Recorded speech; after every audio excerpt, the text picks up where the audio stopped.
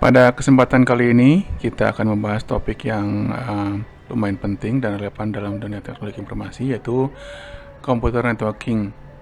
Jadi ini adalah salah satu presentasi mengenai computer networking. Di era digital seperti sekarang, jaringan komputer ini menjadi tulang punggung dari berbagai aktivitas komputer ya.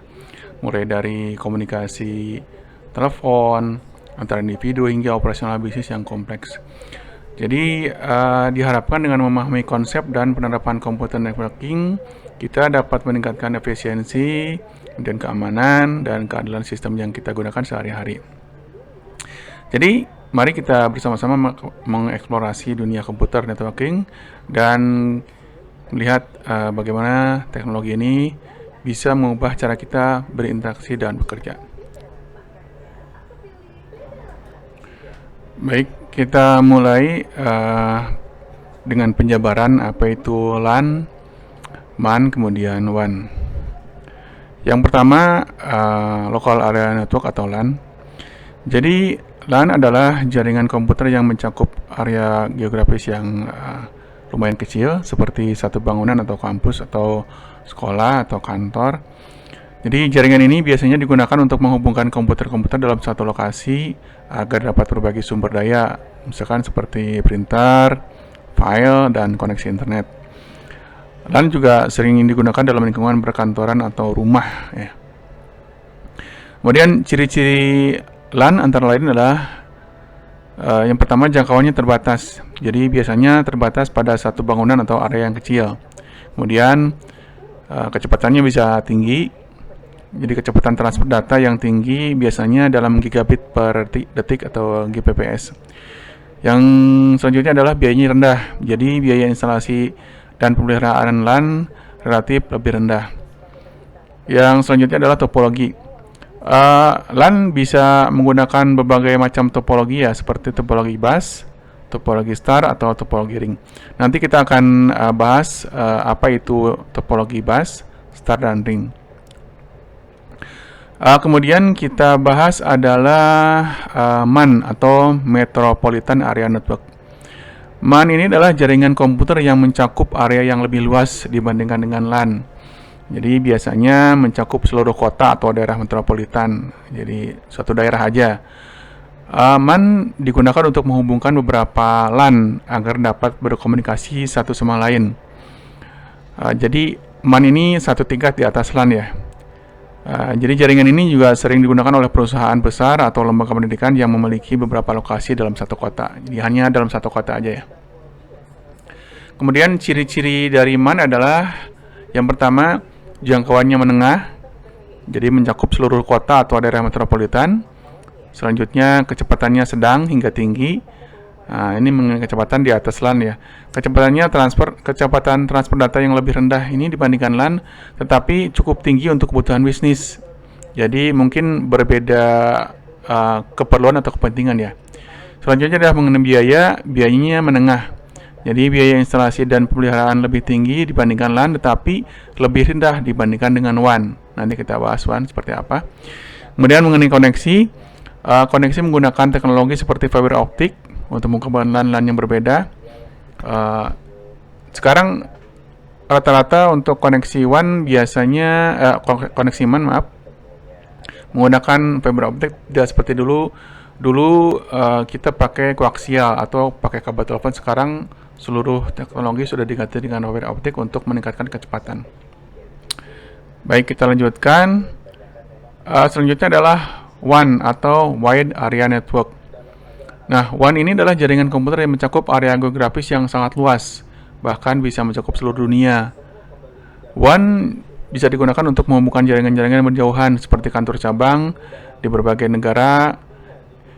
Internet adalah satu contoh terbesar dari WAN. Jadi WAN ini di atas WAN ini di atas MAN, di atas LAN. Jadi yang pertama ada satu layer LAN, kemudian layer selanjutnya adalah MAN.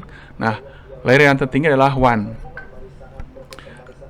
Ciri-ciri dari WAN adalah jangkauannya yang luas, jadi mencakup area geografis yang sangat luas, jadi antar negara juga bisa. Kemudian kecepatannya variatif, Jadi kecepatan transfer dari data yang bervariatif ini tergantung pada teknologi yang digunakan.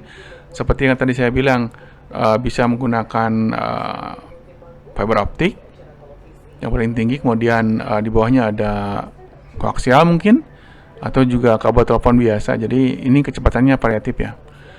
Mengenai biaya, nah ini biaya untuk pengaplikasian WAN ini sangat tinggi ya. Jadi karena emang di atas MAN dan di atas LAN. Lalu mengenai koneksi, bisa menggunakan berbagai macam teknologi menggunakan berbagai macam teknologi koneksi ya, seperti satelit, kemudian kabel bawah laut, dan jaringan telekomunikasi untuk menghubungkan jaringan yang berjauhan. Sekarang kalau Anda lihat sudah ada Starlink ya. Starlink itu menggunakan satelit, tapi satelitnya tidak di atas bumi ya. Jadi mungkin sedikit di bawah bumi. Ini juga merupakan satu teknologi baru ya untuk koneksi internet. Baik, setelah tadi kita bicarakan mengenai LAN, WAN, dan MAN, saya harap rekan-rekan sekalian bisa mengerti, memahami dasar-dasar LAN. Untuk dasar-dasar LAN selanjutnya nanti kita akan bahas mengenai topologi, kemudian perangkat jaringan. Itu perangkatnya apa aja sih di LAN itu? Ada router lah, ada switch lah, ada hub, dan bagaimana cara untuk konfigurasi dasar dari LAN. Kemudian untuk MAN nanti kita harapkan bisa mempelajari teknologi koneksi, misalkan fiber optik, perangkat jaringan yang lebih canggih, dan cara menghubungkan beberapa LAN dalam satu MAN. Nah, untuk WAN kita harapkan bisa paham cara teknologi koneksi jarak jauh, misalkan memakai satelit seperti apa, memakai kabel bawah laut seperti apa, perangkat jaringan yang standarnya tinggi, dan cara mengkonfigurasi jaringan antar negara. Ini nanti kedepannya kita akan bahas juga. Untuk LAN, MAN, dan WAN, saya kira cukup segitu. Semoga penjabaran ini bisa membantu dalam memahami lebih baik tentang jaringan komputer. Kita akan lanjutkan dengan pembahasan selanjutnya.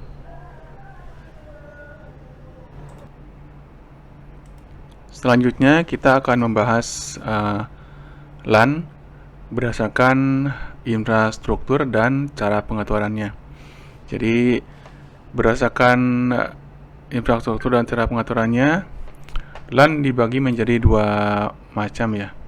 Yang pertama adalah wired LAN atau LAN yang disambungkan dengan kabel.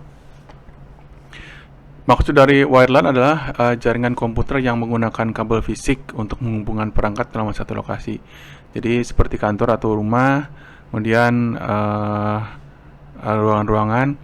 Kabel yang umum digunakannya adalah jenisnya kabel Ethernet. Ada Cat 5e, Cat 6, Cat 7, dan lain-lain. Wired LAN ini menawarkan koneksi yang stabil dan kecepatan tinggi karena memang wired LAN ini ditujukan untuk seperti itu ya. Selanjutnya, kelebihan dari wired LAN adalah yang pertama adalah mengenai stabilitas. Koneksi yang lebih stabil ini tidak akan terpengaruh oleh intervensi dari lingkungan sekitarnya. Jadi memang benar-benar stabil karena kabel ini dibungkus dengan suatu konektor yang sangat bagus ya. Kemudian yang selanjutnya adalah kelebihan dari wired LAN adalah kecepatan yang tinggi. Jadi kecepatannya wired LAN ini mendukung transfer data yang tinggi, ideal untuk aplikasi yang membutuhkan bandwidth yang besar. Selanjutnya adalah keamanan. Wired LAN ini lebih aman karena akses fisiknya dibutuhkan, jadi harus ada akses fisik berupa kabel yang terhubung ke jaringan. Tapi selain ada kelebihan, wired LAN juga mempunyai beberapa kekurangan. Yang pertama adalah mengenai fleksibilitas. Jadi terbatas dalam hal mobilitas karena perangkat tuh harus terhubung melalui kabel, jadi nggak bisa bebas dibawa kemana-mana. Kemudian juga mengenai instalasi, jadi instalasinya memerlukan instalasi kabel yang bisa menjadi rumit dan memakai biaya yang agak lumayan ya, terutama untuk area yang cakupannya lebih luas.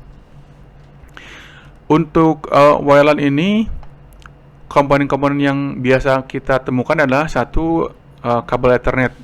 Jadi kabel ini adalah berupa kabel tembaga yang dibungkus plastik menghubungkan perangkat jaringan, misalkan komputer, printer, ke switch atau router.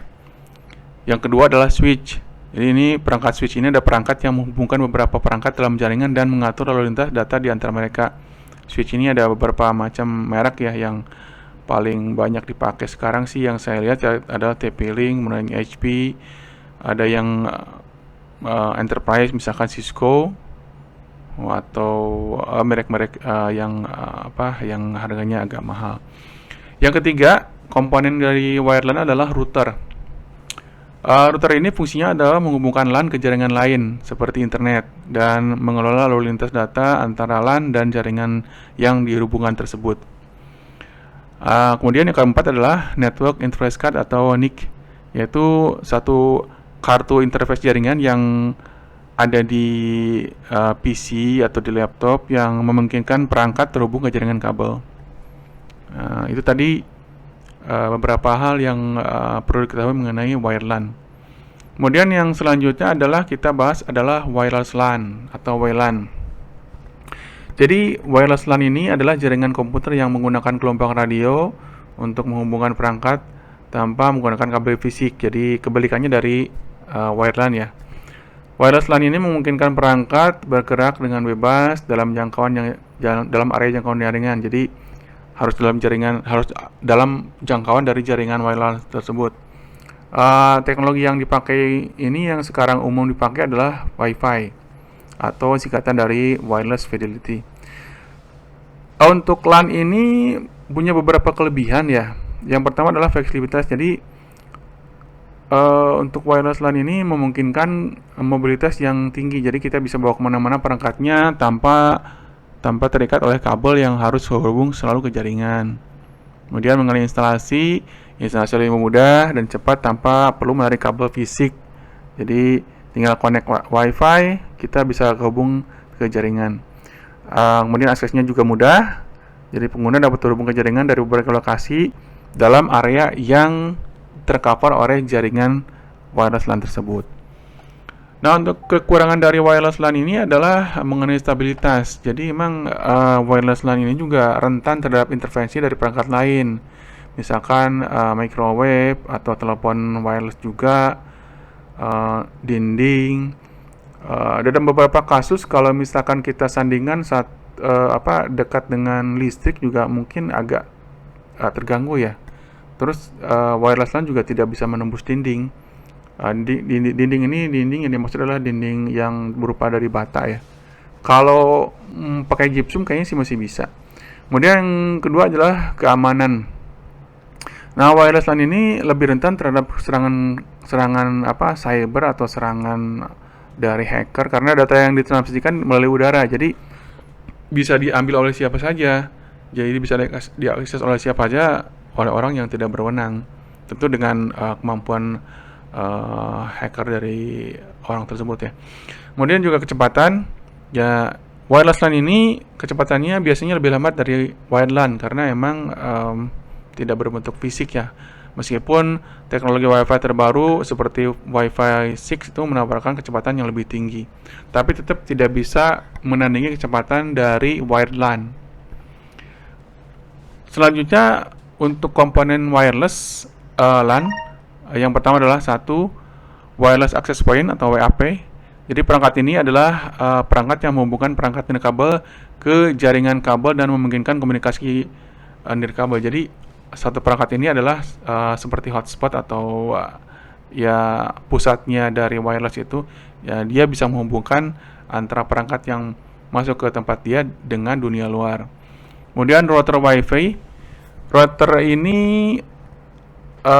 mendukung konektivitas nirkabel dan mengelola lalu lintas data antara wireless LAN dan jaringan lain seperti internet. Jadi router ini fungsinya adalah menghubungkan koneksi Wi-Fi ini dengan tempat lain, mungkin dengan kantor lain, dengan dunia lain, atau dengan kota lain. Yang ketiga adalah Wireless Network Interface Card atau WiNIC. Kartu jaringan ini adalah satu perangkat yang memungkinkan laptop atau PC atau handphone kita terhubung ke jaringan wireless. Yang keempat ada antena WiFi.